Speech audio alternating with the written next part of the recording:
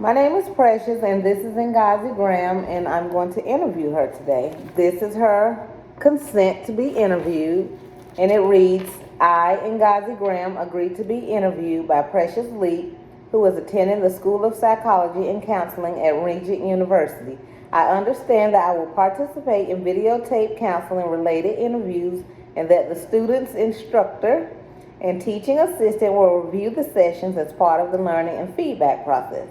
I understand that the video may also be viewed by students in the course for instructional and educational purposes. I understand that this student who is in the process of completing advanced coursework in counseling will counsel me, and that the student is not a professional or licensed therapist. I also understand that these are practice counseling sessions for the student to learn basic counseling skills and techniques, and not for personal therapy session. And again, this is her consent. During my interview, I will be doing turn taking, making eye contact, and sitting with the open posture. And here we go.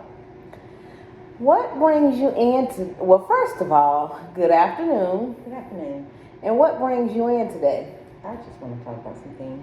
Some things like The homeless population. the homeless population. What do you know about the homeless population? I know that there are thousands of people homeless in Mecklenburg County. There's thousands of people homeless in Mecklenburg County. How do you know this information? Are you seeing it? I'm seeing it, yes. Has it? What is your take on it? How does it make you feel? Upset. Really upset Yeah.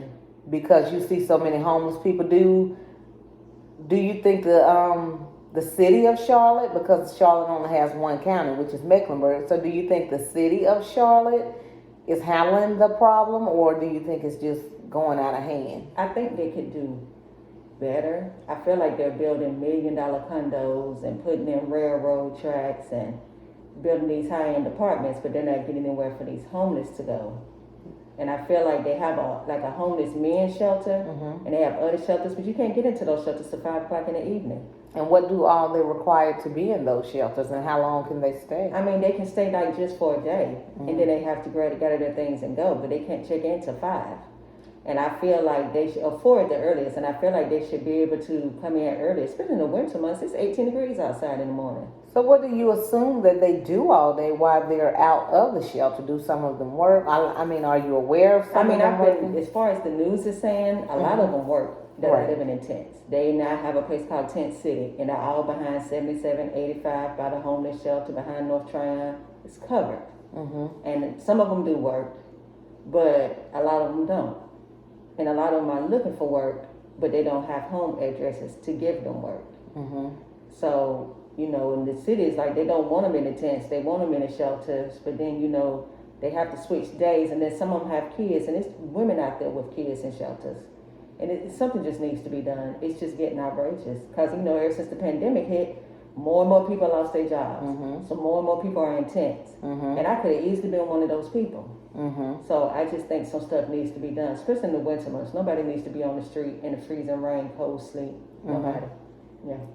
So I picked up that you say you could have easily been one of those people. Is that what makes you, so vulnerable to that population of individuals? No, I've just seen it. Everybody lives, paycheck to paycheck. A lot of us do. A lot of us are either paycheck to paycheck or either middle income or high income. And when you say paycheck to paycheck, meaning? Meaning you get paid on Friday, you got to pay all of this. You get paid the next Friday, you got to pay rent. Then the next Friday, you got to do some stuff again. So you never have money to just breathe and do whatever. That's what I mean by paycheck to paycheck, because every paycheck you're paying something. You're making sure something is taken care of. Okay. That's what I mean by that. Right. So is there anything you can do to help out, or have you been active with helping this community of people? Well, there's some things I could do. I guess I could go down there and give away, socks or shoes or teas or lunches or anything. I keep saying I'm going to do that. I was talking to a friend of mine, and I said, one day when you're not doing anything, we're just going to go to Walmart and just buy a whole bunch of stuff and go by there and drop it off. Well, what about blankets? It's like you mentioned, it's the winter month. Yes, they need everything. And I mean, I see people going and dropping it off, but a lot of them will say, they don't want food. Just like they have enough food, they just want blankets and socks. I saw that on the news. Yeah, it's really cold out there. And so, when you see them walking the side of the street, can I have $2 or $3? I was like, if I got it, you can have it. Because it's just not good. And when you do those things to help, or aspire to do those things to help, how does it make you feel? It makes me feel wonderful. I'm a giving person, though. You're a giving person? Yeah, I give a lot. Okay, and that usually when you give, it makes you feel wonderful? Yes. What leads you to give? That's just me. That's who I am since as long as I could. I don't know, 4 or 5 years old, I've been giving. So tell me about you as a person, because it seems like you're very sympathetic to people. So tell me about Ngazi as a person. I mean, I'm sympathetic, I'm caring, I'm a nurturer. What else? Whatever somebody needs, I got it. If you call me, can you do this? I'm on it. If I got it, you got it. I give you my last. That's just me. I don't care. Right. So because I know it'll come back to me 1,000-fold. So that's what makes you very sympathetic to the homeless population. And also you mentioned it could have been you, so that adds to your sympathy for them. And I mean, it could be anybody. It's people that's still working in corporate Bank of America. They could lose their job today. And they were not wise with their money. So therefore they're paying their bills. And in 30 days, they have nowhere. So, you living in a $1.2 million house, in 30 days, you're out. Living out your car. And then you can't pay your car note. So now you having to go buy a tent, which will last $50. And eating at soup kitchens. It can happen to anybody. So it's not just that certain person. Since this pandemic, it's people losing jobs that you never thought would lose them. So it can happen to anybody. Right. Yeah. And I've myself seen the growing population of homeless people and how they ran them for downtown and was going to do the lawsuit. But see, when people take food, and you mentioned taking blankets and stuff, it's help, but it's also temporary help. It is. So what should we start so that it's not just a short-term help, but what is your goal, or what would your suggestion to be to help them out in the long run, to move them from this position they are currently in to something, suitable, that they are now productive individuals, they're living on their own, not in the street, paying bills and, just doing, they're not homeless anymore. So what would be your suggestion? I feel like Charlotte, Mecklenburg County itself can create more homeless shelters, but not only that, they can create more income properties. I understand when they create income properties, there are some things that they need to go by. But I also feel like when they create these income properties for homeless, say if you don't have a job, okay, well, you can live in here for 3 to 6 months, rent-free, while you're trying to get on your feet. But in order for you to come in here, you have to be actively looking for a job every day. Like, that should be a part of your lease. So, like, if you're not actively looking for a job, then no, we can't help you. But I feel like in order for them to get out of the tents and get off the street, they have to have an address to put down. They have to have warm, hot water. They have to have clothes to put on. I mean, you could take all that stuff to them, but at the end of the day, they're still in tents. And they're still walking, and, they're hanging their clothes on the line. And I was like, that's just not good. So I feel like, in the meanwhile, when Charlotte's building all these high-end properties, they can also build some income-based properties. Do you have any personal experiences how did you come to be so engaged with the homeless population? I mean, I've lived in hotels, and I've never been homeless because it was my choice to live in hotels. I had family I could go to. I just preferred to be on my own. And that's a lot of people that's in those tents. They prefer to be on their own. I'm pretty, because I was reading somewhere that they do offer them places in the shelters, but then your stuff gets stolen and lots of bad things happen in shelters. So they would just prefer to be on their own. They feel safer on the street than they do in shelters.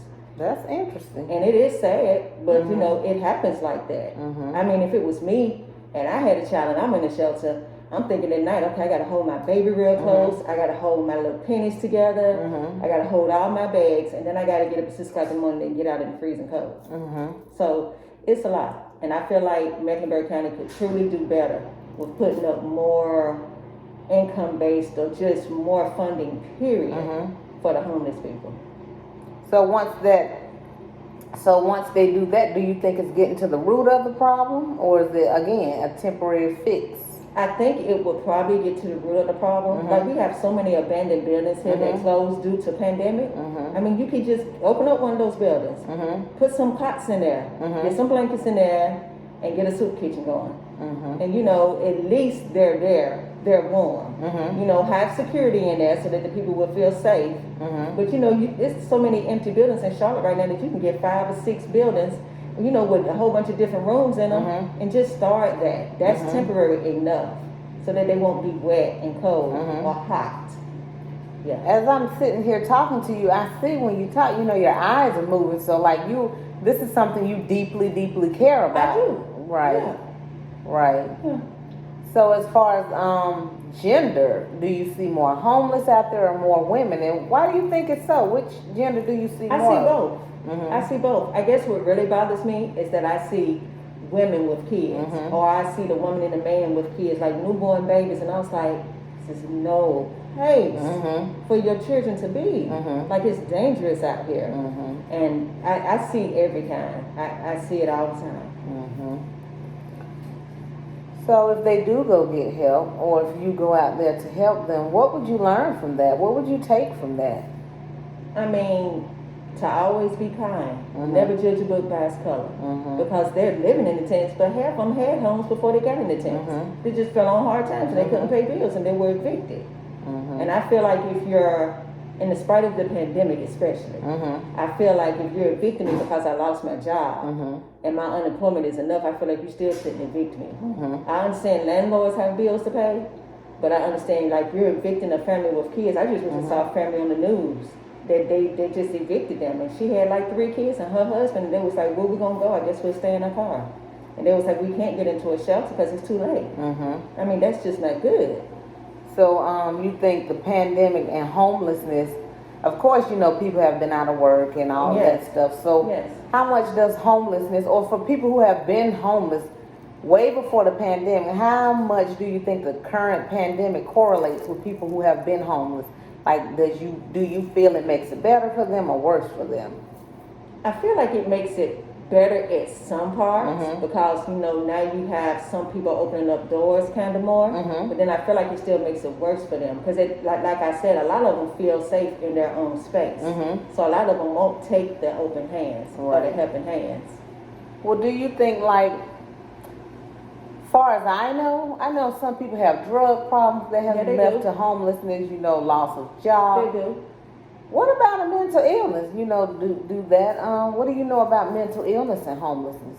I don't know much about that, Mhm. but I feel like they should get help too. They should get help, and usually with the mental illness, they want you to have insurance because you can go to places and get a sliding scale fee, but usually those places are booked. So once that happened with them, that they can't get an appointment, like say for instance at CMC, because it's a sliding scale, and they can't go there because it's so booked up. What do you? I mean, what's your take on that?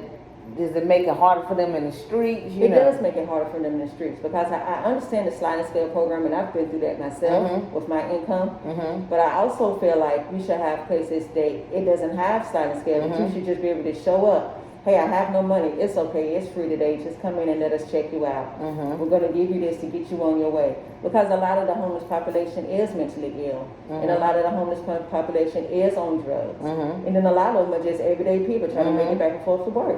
Right. So, I mean, it's a combination of all. But I'm not just going to say that one person needs help and the other doesn't. I Mhm. think they all need help. Mhm. And I think they need to build buildings for each of them to give them some help. As big as Mecklenburg County is, Mhm. there is more than enough money to Mhm. help out. What's the population? Do you know the population? I do not know the population. Is it 1 million or under 1 million? I think it's under 1 million. That's a lot of people. It is. So talking about homelessness and mental health, how much does mental health correlate with getting and maintaining a job? It can hurt your job Mhm. really bad because of the mental health. Mhm. And that's why I feel like there should be doors open for you to walk in and get the help you needed Mhm. before you go apply to the job. Because if you get the help that's needed, and then you have a space to be warm and take a shower and get dressed and to come home back and forth, you can use that address, then perhaps that will help out your mental health and it won't be so bad. Because a lot of times mental health can just come from stress. And you're totally stressed out, you're not eating right, you don't have the proper anything you need, so then that can mess with your mind, and you just be like, bumping, I'm just gonna go this route. But at the same time, if they get the help with the mental health, start there, and then you get them a warm bed, warm food, warm clothes, then perhaps that mental health challenge can be cured. Right. So homelessness, just from listening to you talk, it's a combination of everything. Mental illness, drug abuse, abandonment, lack of the county or city's help. It's everything. So it's like homelessness is a puzzle piece. With all the parts that's probably broken together. It is. If we was to put those parts together to get it on the track so we don't have as many homeless people or any homeless people at all, what puzzle piece should we start with first and why? I would say start with mental health first. And then I would probably start with abuse. There are a lot of people, especially women, that are taking abuse from their spouses. And I would start with that. And start with the women who have kids, or even their fathers living in tents who are single parents with their kids. And then we would just follow down the line from there. So once that starts to happen, how will it make you feel? What direction, what hope does it give you? It gives me a lot of hope that they're really trying to help these people and I do understand that, some people just panhandle just to panhandle. And I understand that some people are not trying to help themselves. But for the people that are trying to help yourselves, then you should help them. And that's why I say it should be certain criteria. Like, you can stay here, but you got to be looking for a job for 3-6 months. Right. You can stay here, but you got to be out every day by 8 and be back home by 5. I mean, I think it should be certain things, but I definitely don't think it should be an income involved in it. Because a lot of people, the most minimum wage in Charlotte is $7.25. You can't even live off of that. You can't. And I mean, it's just real. And I mean, you got people saying, okay, I got a job. We can pay you $8 an hour. And they want you to work 50 hours a week, and then at the end of your paycheck, you're still sitting there with nothing. Like you can't even afford to get on the bus to go to work. So I just think some stuff, and I really think that that's another part of the homeless. If they bumped up minimum wage to at least 15, then it would definitely help the population a lot. So when you say bump up minimum wage, that would definitely help the homeless people. It would definitely. It would. But what do you think about? Of course, it'll be helping the homeless people. And there are programs to help homeless people get jobs, but it may cause something else to happen, which it may cause people to get laid off because companies can't afford $15 an hour. True. But in spite of the pandemic, there are companies opening. There are places building, and there are people still hiring. Now, it may not be the job that you want, but it will be the job to get you on your feet. Right. Homelessness is such a huge topic for you. You're very engaged in it. You have a lot of insight to it and very opinionated about it. And you seem to know where you want to go with it, how it can change, when it should change, and when it might change, and the resources that's available for it to change. You told me it upsets you a lot, it bothers you a lot. Is it because the resources are slow to move, they're not moving at all? Or do you think the pandemic is just focused on those who are already on their feet, who took a backside because of a loss of employment? I think it's all of it. I think it's all of it. I know that there are resources out there, but they're slow to move. And I feel like the resources could move faster. And I understand you're saying, hey, there are resources, get online, but a homeless person doesn't have internet. A homeless person doesn't have a phone. A homeless person doesn't have money to even get somewhere to get on internet. So I just think those things should be better. For me personally, if I had a big old space, I would probably put just bunches of computers in the room and be like, just come and use them at your pace. No fee. Just use them and do whatever you need to do to get wherever you need to go. Okay, how do you feel now that you told me all this down? Like we said, there's plenty of puzzle pieces to the puzzle of being homeless. They're not moving fast enough. There's more they could do, such as programs and, the lack of resources that homeless people have to actually get those programs. And how you would help them, but put stipulations to it to do something called spacing to get them to move toward the desired behavior. So how do you feel now that you've talked to me about it, you've gotten that off their chest, you know the direction you want to go in and how everything should move? How does that make you feel now? It helped to talk about it. It helped, like, do you feel happy, sad, elated, you know, ready to go? Like, I'm ready to go. My feelings are not down on the ground, but they're, how to, like, tell me about it. I feel elated. Mm-hmm. Yeah. I mean, I feel good now that I'm talking about it, Mm-hmm. but later it will probably still bother me again. Mm-hmm. It's just an ongoing thing. You know, if I see something on the news and I was like, oh man, again? Mm-hmm. So that. But, you know, Mm-hmm. I'm gonna do my part Mm-hmm. to look out for them too as well. Mm-hmm. So you have not a total solution, but a starting piece of a solution to help the homeless, which makes you feel better. You know, you're not as upset and you know, feel down about it. So you have a starting point. Okay, and guys, is there anything else you'd like to discuss while we're here? That's it. Okay, thank you for, you know, coming to talk to me today. You're welcome.